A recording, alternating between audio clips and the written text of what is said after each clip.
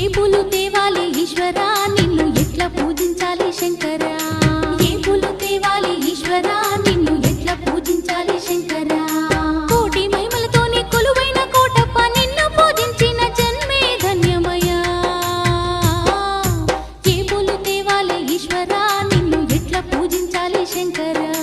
ఏ పూలు తేవాలి ఈశ్వరా నిన్ను ఎట్లా పూజించాలి శంకరా